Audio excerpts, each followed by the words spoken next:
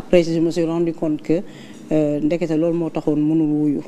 Donc quand j'ai appris que mu ngi France man aussi à la même période j'étais en France j'ai cherché à le joindre pour le rencontrer et ci sama plan sax j'allais faire un entretien avec lui sur place ma ñibbisi ak moom. J'ai tout fait je n'ai pas pu l'avoir. Bi ma ñibbisee fii aussi je passais mon temps à demander à droite et à gauche mais j'essaie de joindre Madiambal son numéro là ne répond plus jusqu'à ce que ma am possibilité am numéro am on a parlé on a convenu de faire l'émission. Donc l'émission on l'a enregistrée ñu ngi terminer l'enregistrement vers les coups de 21h15 quelque chose comme ça. Après ci la lancé affiche bi parce que mënaguma woon lancer affiche bi parce que c'était une émission très compliquée. Voilà avec des moyens techniques yoo xam ne il faut que nga am ko donc bi ma lancé affiche bi j'ai vu que les gens. Mais affiche bi jàll na avant émission bi di commencer. Non. C'est à la fin c'est après avoir terminé. Non je veux dire avant diffusion bi en fait. Waaw vers 21h15 la diffusé affiche bi.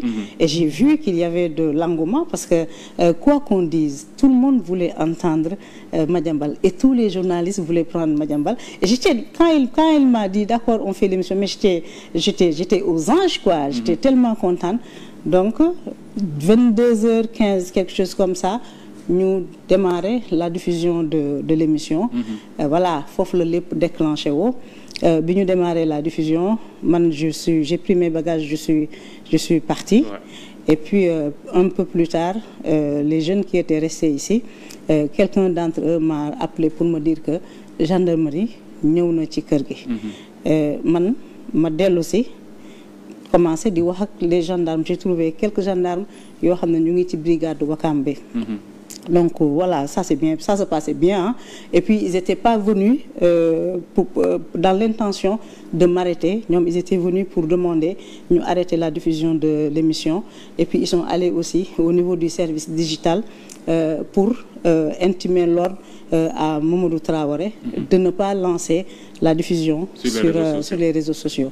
Donc bi may waxee ak ñoom noonu sur ces faits là ci la une autre équipe de gendarmes ñëw mu nekk la compagnie de Thiong dirigée par une lieutenant bi ngeen di dégg baatam donc elle est venue me dire madame veuillez nous suivre ma ne ko vous suivre je vous suis pour lan c'est quoi la raison ma ne ko yow amuloo mandat amuloo convocation.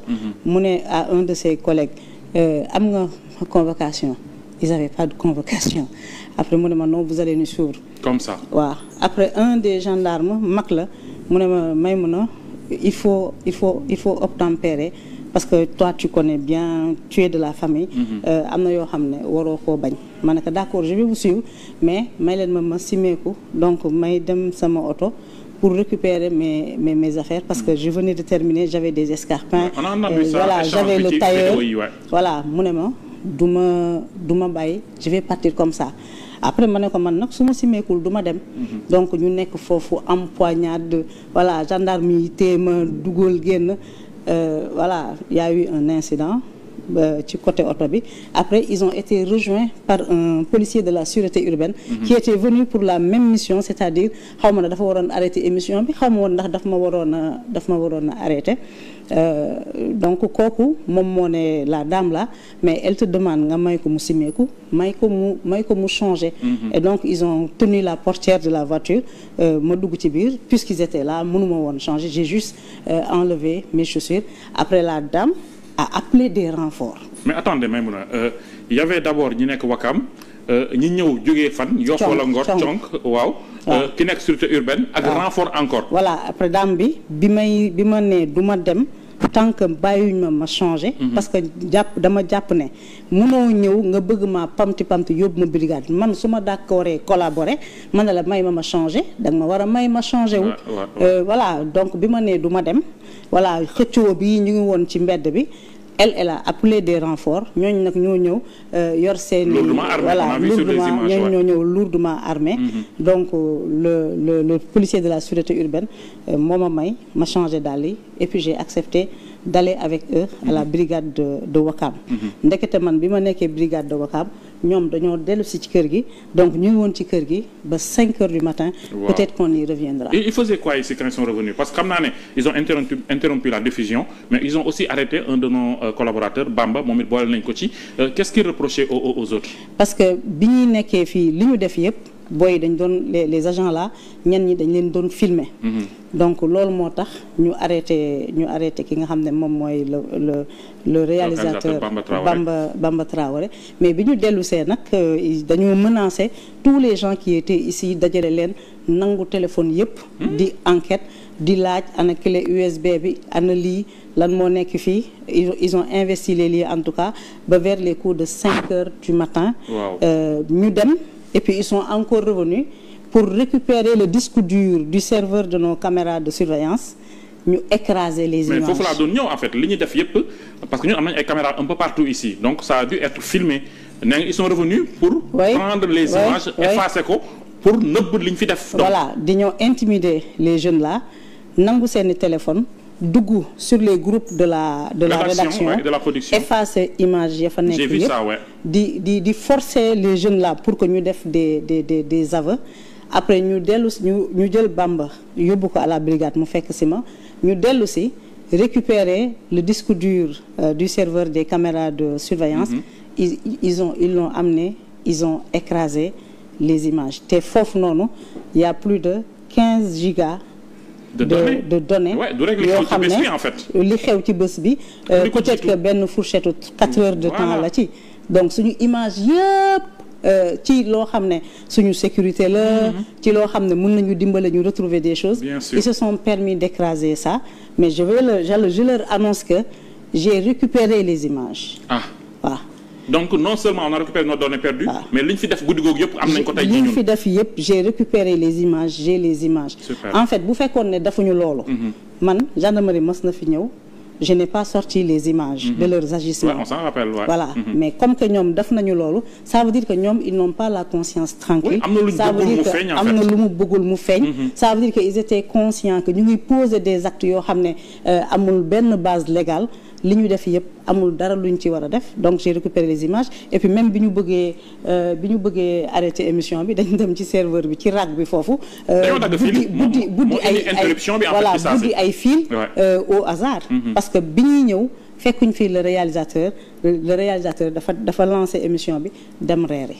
Léegi qu'est-ce que vous comptez faire de ces images da nga koy garder comme preuve da nga koy mettre à la disposition du public lan la exactement.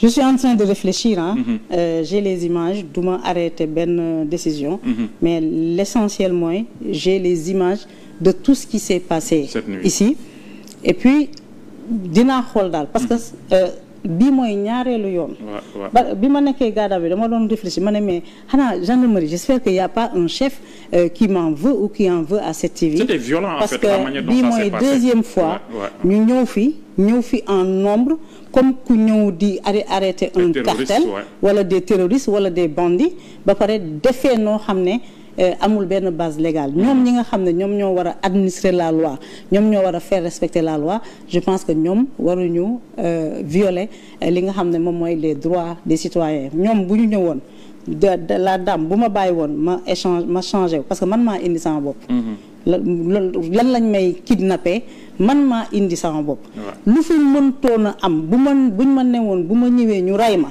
damay ñëw parce que fii man maa fiy borom kër njaboot laa fi am du ma leen fi bàyyi di daw parce que j'ai peur je n'ai pas peur damay ñëw su ma la nee may ma changé wu xamuloo pour quelle raison ba ma mayee ma changé wu ma topp la tranquillement et donc il n'avait pas besoin de mel ni ku may enlever brutalement mel ni kuy opérer un rapt il m'aurait même convoqué damay ñëw rien ne vous obligeait à revenir en fait parce que jotoo convocation yaa ngi woon sa kër déjà voilà mën nga sax organiser ton injoignabilité comme ni ko ñenn ñi defee. mais je peux pas le faire. parce que maa ngi fi bàyyi ay xale qui n'ont pas d'expérience. et Dieu sait que ñoom dund nañ loo xam ne ci seen àddina. mësuñu xalaat ne dinañu ko dund.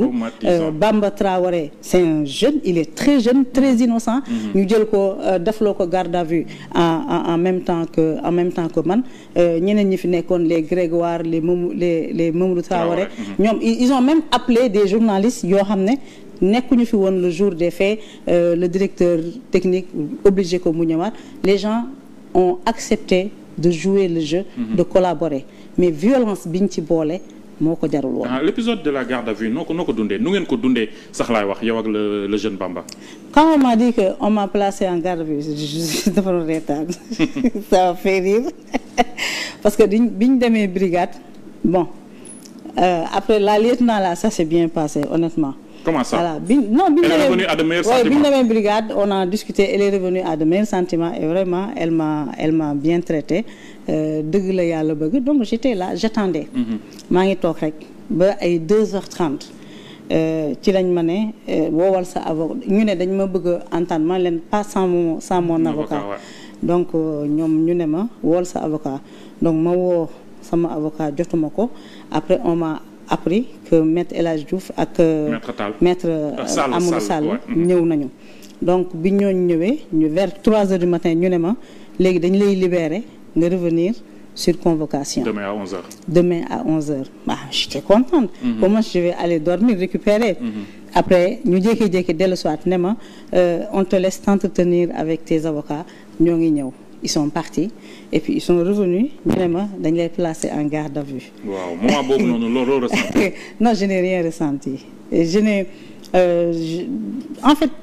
Quand il y a des gens qui vous en vouliez peut-être pour quelque chose. Non, je n'ai rien ressenti en fait. Je rigolais quoi. Ça me faisait rire. Ouais. Voilà, ça me faisait rire. Je n'ai rien ressenti, ni amertume, ni colère, ni surprise. Parce que man, c'est bizarre.